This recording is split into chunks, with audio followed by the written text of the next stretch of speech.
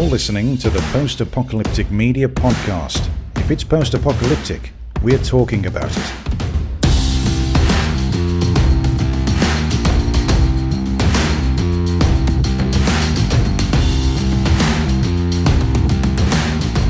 Welcome back to the Post-Apocalyptic Media Podcast. I am your host, Shawn, senior editor here at Post-Apocalyptic Media, and this is episode number 75. We have a lot of news this week. We kind of skipped the news last week. We had the author interview, and so this week we have a lot of catching up to do. Plus, I think probably a lot of the biggest news for Post-Apocalyptic Media this week is from Netflix's Geeked Week, which is something that's still going on right now as of the time I'm recording this. So there will be more, which I'll probably talk about next week. But we're right in the middle of it here, and there's been some great, really exciting news that's come out so far from Netflix. So without further ado, let's get into the news. One of the biggest pieces of news this week is the cancellation of Raised by Wolves. Now, Raised by Wolves, of course, is the HBO series about, without spoilers, it's basically, AI robots are raising humans on another planet after the Earth is, unraisable, right? So there's the two big stars, kind of the AI parents, I guess you could say, are father and mother. They're the big stars in the show. And they haven't, now it's kind of a sticky situation because they haven't officially announced the fact that they're not doing a season 3, but the guy who plays father, his name is I believe you pronounce it Abubakar Salim. Now he has said on Twitter that he wants the fans to get together and try to figure out a way to save this show. Right? He's saying he's basically doing a call to action to say, hey, we can save the show. This is a direct quote from him. He says, "We're in a unique position. We have a fully fleshed out and planned storyline, a Goliath of a production team behind us, incredible reception from critics and reviewers alike, and most crucially, a community base that is so strong internationally that it cannot be ignored. The reason the cancellation hasn't been announced yet is because there's still a chance the story can continue and be finished at a new home." So he's basically saying HBO doesn't want it anymore, but you fans can save this, right? And this is something he said on Reddit, actually. He goes on to say, "There's no denying that we are in a time where the power of a community's voice can make change. There's been many instances we've collectively witnessed where this has happened. One within entertainment that springs to mind is getting Snyder's cut out there." So what he's saying is, it's going away. Raised by Wolves is not going to continue for season 3, and it's up to the fans at this point, or, another streaming network to pick it up and kind of go from there. Now, I don't know anything about the ratings for Raised by Wolves. I do know that it's a really interesting show. It has a really interesting premise. And it seemed like a lot of people really liked it. Season 3, I think that HBO probably figures, we're kind of done telling the story, but as he's saying here, there's still story to tell, and it's all done. It's all ready, So I guess we'll see how that pans out, but I'd really like to see this show continue. All right. Next little bit of news here is an article I wrote. Now, this is something I do every month, which is the best Kickstarter projects for each month. I love talking about this on the podcast because I feel like I don't talk about it enough in the article itself. So I don't know. I'm a big Kickstarter fan. I'm a big crowdfunding fan in general. And I tend to, not only games, but, I tend to get into a lot of the things that are offered because it's indie groups, indie companies, stuff like that, who are putting stuff together. And they're not just saying, give us money, right? Crowdfunding isn't really about that. It's about getting in early and getting a discount. You get a big discount when it's a game or a book or something like that. You get kind of like early access to these things, and you get them cheaper, I guess, than they would be retail, and you get them earlier. Of course, there are bad sides to that if the product fails, right? So I'm a little optimistic about it though. So I mean, I've backed restaurants, I've backed games and movies and all this other stuff. I love doing it. So that's why I love writing this article every month, where it basically is talking about the best stuff that has anything to do with post-apocalyptic. It's usually comics or games, to be honest, but kind of the best stuff out there in Kickstarter each month. Well, so this month we have a couple games. So in order, this is my top 10. In order, I have a game called The Realm of Gaon Enoch. I think I'm pronouncing that right. I have no idea. It's a tabletop game. It is currently at 35% funded. I don't know. It still has a couple weeks left to go, though. Number 9 is one called Asalia, which is a comic book. This is issues 1 through 5 of this comic book. It's over, it's 109% funded at this time. So that's definitely going to be a thing.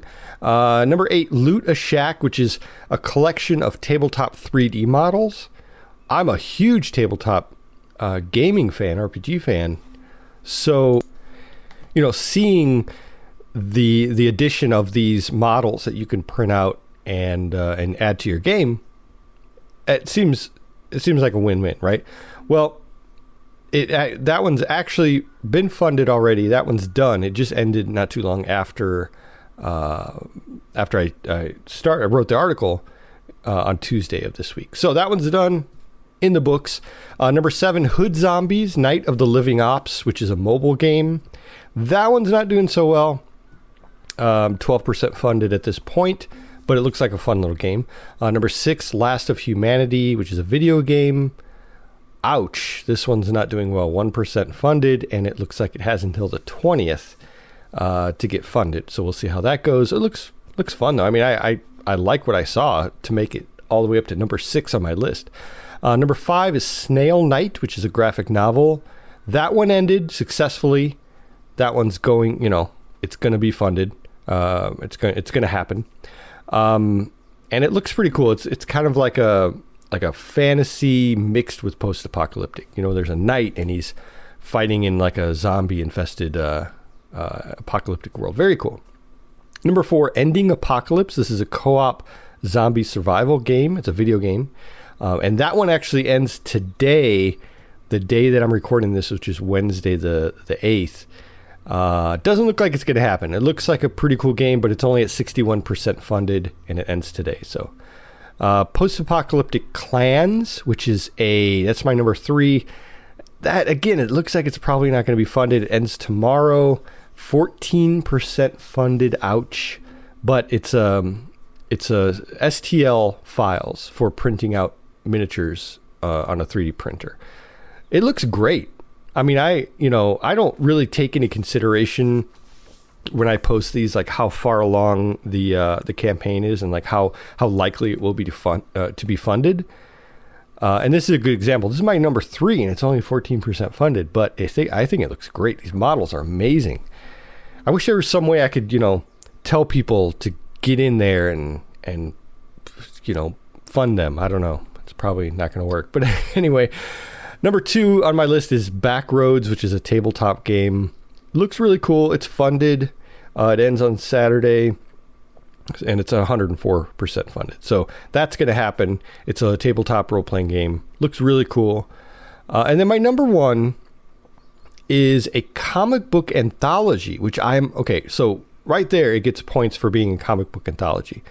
It doesn't end until July 5th, so it still has another month almost to be funded, and it's 66% funded right now. But it looks great. It's an anthology of end-of-the-world stories, little short and sweet stories. Some of them are absolutely gorgeously drawn. The art is great. Some of them are, but I love it. I love anthologies. I love end-of-the-world stuff. So this was my top favorite one.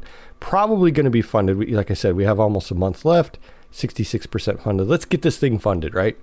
Let's help these people out. So that is my list of my top favorite Kickstarter campaigns, post-apocalyptic Kickstarter campaigns for June.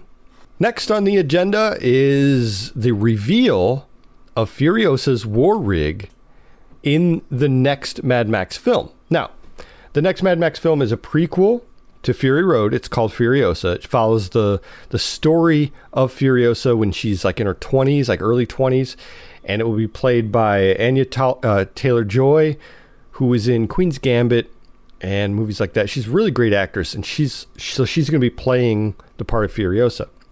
So, we know that filming started because Chris Hemsworth kind of, let the cat out of the bag and said, he posted on his Twitter and said, hey, filming has started. We're now beginning here at the beginning of June. They've talked about this movie coming out by now, years and years ago. Of course, Fury Road came out in 2015. So a lot of people were saying, yeah, by 2022, this movie should be really close to done. Well, I mean, we know George Miller. He likes to take his time. But, I mean, Fury Road was worth it, right? The gap in time between Beyond Thunderdome and Fury Road was pretty long, right? I think it was worth it, totally worth it. It won't be that long for this one, but it is supposed to come out in June of 2024 now. I think the 24th of 2024. So, I mean, that's, 9 years later, It doesn't even seem like 9 years, does it? It doesn't at all. So that's when this Furiosa is supposed to come out. And it's exciting to see that they have, people have been taking pictures behind the scenes. We see Furiosa's war rig, which is all chromed out. It's really interesting. Her war rig in Fury Road was, it was really black and it had skulls all over it and spikes and everything. I love that. I don't know. I'm kind of not a big fan of the chrome look. I understand it. I understand shiny and chrome and like why it's such a big deal in this world. But I would much rather see the old, blackened up, destroyed, traditional Mad Max stuff, rusted up, things like that. The war rig they show, it looks cool. It's the video. I put a video in the article, and the guy who did the video at Mad Max Bible, great channel. If you're not already subscribed to that. He goes through every little detail he can and explores, what this war rig is about, what kind of actual rig it is, and then kind of looks at like spy photos, I guess you could say, that people have been taking of the workshop where it's being made. And he goes into, there's a lot more detail in the video. It talks about some of the cast members that are being revealed, little by little. Of course, we have the big ones, Chris Hemsworth, Anya Taylor-Joy, stuff like that. Like Nathan Jones is coming back as Rictus Erectus. So it's going to be, I don't know, I'm really excited about it. I think it'll be a great movie, but it's not it. There's supposed to be Wasteland. There's one called Wasteland that's supposed to be coming out after that. And then we have, it's supposed to be, I think they said 3 more movies. I'm pretty sure, but I don't know. We'll see. But I'm excited about this prequel. I think it'll be cool. And it's really cool to see that they're actually doing something, at this point. They're actually filming right now as we speak. As you're listening to this podcast, they're filming the next Mad Max movie. Very cool stuff. All right. Speaking of filming, Tales of the Walking Dead Anthology, which we've talked about on the show a lot. We know about it. It's another anthology, which I've talked, I love anthologies. In the Walking Dead universe is coming this August. So we didn't know this before. We knew that it was coming in the summer, stuff like that. Well, now they're talking about August 14th, 2022 is when we will actually see the first episode. Actually, if you have AMC Plus, this is how they're going to do this. This is kind of a Walking Dead thing that they love to do. So if you have AMC, or you have AMC Plus, that means you're, a subscriber, you pay the extra money, you will get to see that first episode on August 14th. But if you have AMC Plus, you will also get the second episode that same day. So you get to watch both episodes. And then in the traditional style of the Walking Dead show, they're going to keep going 1 week early for those with AMC Plus only. So you get first, you have AMC Plus, you get 2 episodes, then you get the episode early every single week after that until it's done. So I'm excited about this. It's a 6-episode run, at least for the first season. They're supposed to be all new characters, pretty much, except for the only one that's really been, confirmed to be a returning character is Alpha. Alpha is, of course, played by Samantha Morton. She's in the original show. The people who walked around with their skin faces on, masks, right? That group. Now, we don't know if Beta's going to be in it. Ryan Hurst, I think, is the actor's name. We don't know if he's going to be in it, but we do know that Samantha Morton will be in it, and it's going to be kind of a prequel story, I believe, to how she got to that point of being Alpha. So that's super interesting. The rest of the cast, we have Terry Crews. I'm a big fan of Terry Crews. This is actually supposed to be kind of a comedy at this point, and which fits in because Terry Crews, Brooklyn Nine-Nine Terry Crews, he's going to be in it, and he's a funny guy, and I'm really excited about that. Olivia Munn, who, man, I remember her back on the G4 days. She's a big actress. Anthony Edwards, ER, I forgot his name, the doctor on ER. He's in Top Gun, the original Top Gun. Big star. He's going to be in it. Parker Posey. Are you kidding me? Parker Posey's a wonderful actress. Dazed and Confused. Remember that? 1994, I believe that was. 1993. She played one of the head cheerleader in Dazed and Confused. Great role. And then, comedian Jillian Bell, Poppy Lou, Danny Ramirez, many more are going to be in this. Most people are going to have their own episode, so each episode will be a completely new story. If you look at IMDb, though, they actually show a few of these names are like in like 3 episodes. Like I think Danny Ramirez is going to be in like 2 or 3 episodes. So I don't know how they're going to do that, but we'll see how that goes. Again, big fan of anthologies. I grew up with Tales from the Crypt and Twilight Zone and stuff like that. So that's kind of the same type of thing. Very cool. Very excited about this. All right, now we can get into some of the Geeked Week stuff that Netflix was revealing this week. And I think one of my favorite announcements is Sweet Tooth Season 2 is done filming. Sweet Tooth Season 1 was a big hit, came out last year, actually right about this time last year. And it's one of our favorite shows. We had it on our list on our Boomy Awards as one of our favorite. I think the award we gave it was Best New Post-Apocalyptic TV Show of 2021. So it really affected us. One of the greatest post-apocalyptic TV shows from last year. And season 2, we already knew season 2 was coming. Like pretty much after season 1 even started, like a month later, I think they announced season 2. So not a big surprise, but it's cool to know that they're done filming it, and now, we just wait for them to run it through Adobe Premiere, right? Is that what they do? Just run it right through? No. So they have to do all the editing, all the post-production, and then we'll be able to see this. But the little trailer they showed was really cool. It had a lot of the actors talking about how glad they are to be done. Well, not like in a bad way, but in a good way. And they're really excited for everyone to see where the story's going. Of course, the story's based on a comic book already, the 2013 Jeff Lemire comic. But if that is, any indication of where the story's going, of course, then, if you're a reader of that, where it's going, but it's cool to still see it, right? The show has been described as Mad Max meets Bambi, which I don't know. It's kind of a watered down description, and it's not very fair, actually. But it's very, it's a cool show. It's way better than most people think. When I tell people about it, I usually say, you got to check out Sweet Tooth. It's really good. And they're like, Sweet Tooth? What? I'm not watching something called Sweet Tooth with a kid with ears that are antlers and, like, why would I want to watch that? And it's like, well, it's good. It's good. You just have to check it out. So that's my plea to you to check that out. If you haven't already, check out season 1 before season 2 comes. We don't know when, but probably, at least next year. Another little bit of news from the Netflix Geeked Week is the season 2 of All of Us Are Dead. All of Us Are Dead is a Korean show, TV show that was on Netflix last year, the first season. I never watched it. I watched the first episode. I couldn't really get into it, but I do know that it's very popular. So it's cool that they've renewed it for season 2. We also have a new trailer for the live action Resident Evil series that's coming out. Of course, Resident Evil is huge.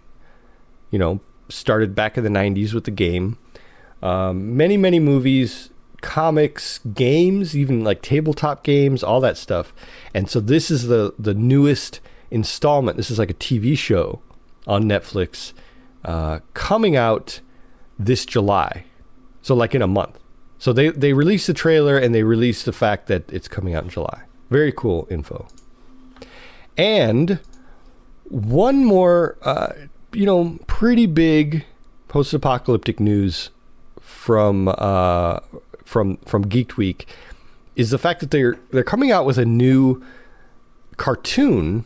I don't know. I say cartoon. It's kind of like an anime style animated show called Cyberpunk Edgerunners. Now, Cyberpunk Edgerunners is based on Cyberpunk 2077, the game. The big game that came out early last year, was it? And it was kind of a controversial game. It was a big deal. People were really looking forward to it. It looked gorgeous in all the previews, and then it launched and people were really disappointed in all the bugs and everything. Well, they fixed a lot of that, as they say. And a lot of people are really enjoying it now. They're playing it and they're like, wow, okay, this, the new fixed version is really good. Well, I don't know. I tend to think that when that happens, it's a little too late. So hopefully this new animated series, will be a big hit still. It seems like a lot of people are really, really excited about it because you have the characters from Cyberpunk 2077. You have there's a whole list of the people who are making it. As far as their credentials and everything, we have, let's see, I have it right here. So it's going to be 10 episodes, standalone 10 episode story about a street kid trying to survive in a technology and body modification obsessed city of the future. And I can link to the article itself, but I don't know. They haven't shown the trailer yet. And that's the funny thing. Like, I'm looking at as I'm recording this right now, they're supposed to show it at 6 p.m. Eastern today. Well, I'm recording this 3 hours earlier. So I haven't seen the video yet. By the time this comes out, though, the video will be out, and I'll have a link to it, of course, in the notes for today. So check it out. I'm just going to say preemptively, wow, that looks incredible. And if it doesn't, I'll say, wow, that looks horrible. And just whichever one it is, you just play that one. Just listen to that one, and that'll apply, right? All right. So what else do we have? We have, the cat game, Stray. So what's funny about Stray has like a kind of a pedigree here on our podcast. The very first episode of this podcast, we talked about Stray. It's an indie game about a cat surviving in a cyberpunk dystopian city. Basically. So this cat is trying to find his way back home, and he befriends a drone called B12, it's kind of the name of the development company is Blue 12 Studio. So it's kind of a shout out to themselves. So the cat befriends a drone named B12. All the other drones and robots and droids and stuff like that in the city called Cyber City, they're not really fond of the cat, right? They're not big fans. So you see there's this new trailer that was released, and you could see all the robots are kind of running away from the cat as he's just walking down the street. That's interesting, but then also the fact that this droid, whatever, who befriends the cat, is kind of an interpreter, to help you do missions. And a lot of the missions look very stealth, that stealth mechanic that you see in like Assassin's Creed, stuff like that, jumping around and, top of it looks very Assassin's Creed, and also looks very, it's it looks Cyberpunk 2077, I guess, if you want to go back to what we were just talking about. And I know a lot of us here at the site are excited about it. We're all animal lovers and we're all cat owners. So, you know, every single one of us, I think, are pretty much looking at this like, oh, I can't wait to play this. It's called Stray again, and it's going to be launched on, let's see, July 19th. That's only a little bit more than a month away. So that's pretty cool. Now, here's the bad news. For all you Xbox and PC fans like myself, it's only coming out on PlayStation 4 and PlayStation 5. So, you know, either go buy one of those, good luck with the PS5, but go buy one of those for the game, or, you know, it might come out on PC at some point, probably not Xbox, but I guess we have to wait. I'm excited to play it, though. I don't have a PlayStation 4 or 5, but, and I'm not going to buy one for the game, so let's be honest. But if it comes out on PC, you know, I'll be playing that game. It looks like a lot of fun. Okay, last thing I want to talk about here. This is some strange news. So, Metro 2033 was a game that came out a few years ago. Great game, right? But it's actually based on a book. The book is written by a man named, let's see if I can get his name right, Dmitry Glukhovsky. He's a Russian man who wrote the book. You know, the game was based on the book. Great, everything all around. Great book, great game, right? Well, he's very outspoken on his social media about this whole Russian war that's going on right now. You know, the Russian invasion of Ukraine and everything that's going on. He's very outspoken about it. He is condemning it as a Russian. He's basically saying, look, I don't like any of this. And, you know, whenever you get in a situation like that where there's a war or an invasion, not every single person from that country, you know, goes along with that idea, right? So he's really against it. And it turns out that when you're against it, you can actually go to jail for that in Russia. Now, this is from the Moscow Times, this article here. So the Moscow Times is reporting that, you know, about this, what's going to happen. He's going to face a trial. He's a 42-year-old man who's all he did was speak out against this war on social media. And he wrote opinion pieces for Western media, they say also. He says he's being accused of discrediting the Russian army on Instagram and blaming President Vladimir Putin for the offensive in Ukraine. I don't know. Like, I get it that there's this side of this where they're saying that it's not Putin's fault, I guess. I don't know. Living in the U.S., you know, I'm sure we get a version of things that other parts of the country don't get, right? Good or bad, or right or wrong, who knows? But we get a version. I mean, just like everybody else, you know. And so for me to read this, first of all, it's crazy for me to think that this guy's going to face jail time for speaking up against his government, right? And basically saying this is wrong. You know, he says, stop the war.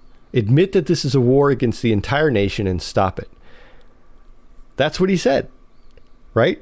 Now, I'm not a Russian individual, so I don't have to fear, going to jail for that. But for him to say that, it kind of also proves his book correct, right? I mean, his book is a post-apocalyptic book, but it's scary to think how close, something like that, a work of fiction like that, could be interpreted into what we're living in right now, right? It's kind of it's a really crazy situation, and this story is a really crazy story because it's so. It's so 1984. It's so. I don't know. It's prophetic. It's he's been prophetic in his book about this kind of thing happening. About, I don't know. It's crazy to think about it. So, that's what's happening right now. We don't know if he is sentenced. What we do know is that Russian authorities have introduced a law that could put you in prison for up to 15 years for speaking falsely, quote unquote, about the government, right? Or about the military. And that's why, tens of thousands of Russians have left the country since this all started, because they don't want any part of it. It's a crazy time. We live in a crazy time, and I think maybe a lot of people aren't really exposed to the severity of all of this that's going on right now as we speak. I'm sitting here in my comfortable house talking into a microphone about the insanity on the other side of the world while those people are literally fighting for their lives. You know what I mean? And it's crazy to think about that. But even crazier, coming back around to the point, even crazier is the fact that this guy, this famed author, is facing jail time for basically saying stop the war. Yeah, it's nuts. It's nuts. So we hope the best for him. We hope that that this doesn't actually happen, that he's not made. I'm sure he's just being made an example of. I hope that doesn't happen. But it's a real thing. It's real, and it's really crazy. So I invite you to check out our website. Go back to some happier news here. Go check out our website, where we have lots more than what I talk about here. We have recaps and reviews of many, many things, including Alone Season 9. We just had a recap and review of Episode 2. Also, Fear the Walking Dead Season 8 is, still on the horizon. We just lost the main character. Says she's not coming back. Alicia Denham Carey, I believe is how you say her name. She's not coming back. She's kind of like the main character.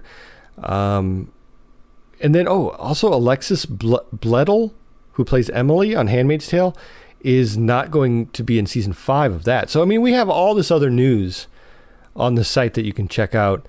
Very crazy stuff. Lots of people leaving shows, but also, there's some great shows on there too. Also, we have, we're starting to get more survival articles written out, more about surviving the apocalypse. There's a basic guide to wound packing, which is on the site now. And this is from one of our newest writers.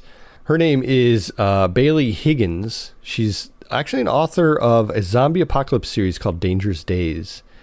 Check out our other content. Check out our social media. Check it all out. Check out our Twitch. I've been doing a lot of streaming on Twitch. If you're into games, you can see me struggle through a few games. I've actually been playing Encased, which is a great throwback RPG. It's very Fallout 1, Fallout 2. I'm having a lot of fun with it. So, you can come check me out playing that game. It's a lot of fun.